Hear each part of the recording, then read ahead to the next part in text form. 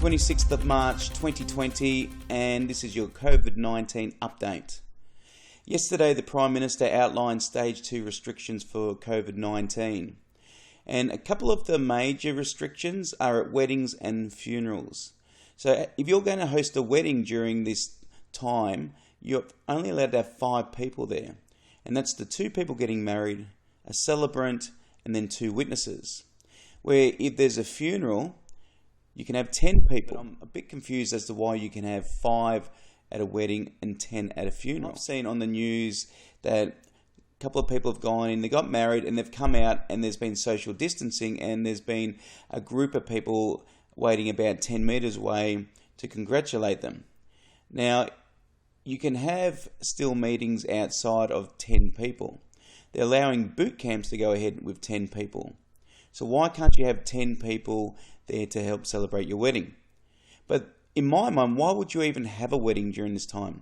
If you can cancel, wouldn't you cancel? Now, if you can't get your deposit back, surely that deposit will then be put forward to another date and you can reschedule. I like what I've seen in regards to funerals, thinking outside the box and using technology to live stream funerals to those who are mourning the loss of someone during this crisis. I think it's really important for people to be able to be involved, even if it's remotely through Facebook Live or through Zoom. And it's a really good initiative. Now, if you have to hold a wedding during this time, you could potentially do that. I actually attended a wedding through Facebook Live a couple of years ago because they had minimum numbers, but they wanted all their friends to be able to be involved. So it works until someone actually stood in front of the camera and they didn't realise they were doing that. But I think it's really important that organisations adopt technology during this time and then maybe moving forward they'll see that it's actually quite beneficial for them. And let's go down here and have another look. So hairdressers, so it says here, hairdressers and barbers can continue but customers limit the visits to 30 minutes. Well, that's been scrapped as of this morning.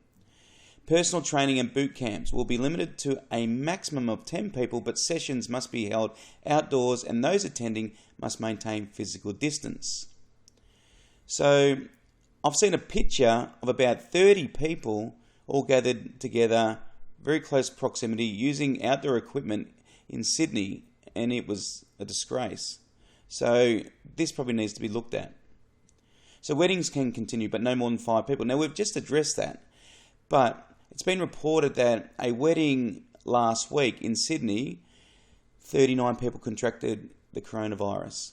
And that's probably why this has come in to just being the absolute minimum people that need to be there in order for a wedding to be made official. But given the nature of a wedding, you want all your family and friends there, so just postpone until after this crisis has subsided. Visiting others at their home or having visitors in your home should be kept to a minimum. Now, they say that you can't go and visit someone, but what's a minimum? How many people? If you are having people over, there should be only a very small number of guests. What's a very small number? Is that 4 or 5? So there should be no barbecues, parties and big dinners with friends or extended families. Barbecues, parties or big dinners.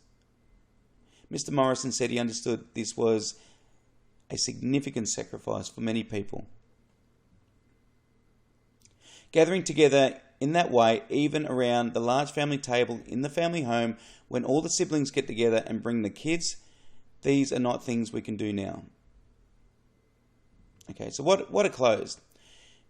Beauty therapy, tanning, waxing, nail salons and tattoo parlour. It makes sense considering people are there in the very close proximity. You can't be 1.5 meters apart.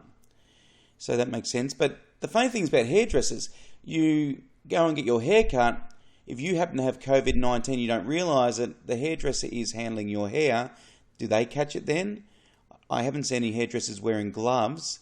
And then the next person comes in and they've caught it off you, they've then transferred it to someone else. So I'm not sure about that one. Spas and massage parlours. This doesn't include health-related services such as physiotherapy and allied health services. What if you run a massage at home? You're working at a home, so it's you with another person. Isn't that the same as a hairdresser? Maybe just limit it to 30-minute massages. Real estate, auctions and open house inspections, amusement parks and arcades, cinemas, galleries, auction houses, all these make sense. So why are some numbers different? Under the new measures, 10 people can attend a funeral and 10 people can attend an outdoor boot camp. So why are weddings limited to only 5 people? I don't think it's complicated to understand that only the direct participants in a wedding in an enclosed venue would be a necessary restriction, says Prime Minister Scott Morrison. But we do have that case where 39 people contracted the COVID-19 virus at a wedding in Sydney. So that's probably what has driven that. What restrictions might come next? Now, I don't want to speculate, but let's have a look. What comes after that, we don't know for sure. Stage 3 restrictions may see retail stores closed, but the Prime Minister said he hoped that that would not be necessary. So there you go, COVID-19 update for the 26th of March 2020.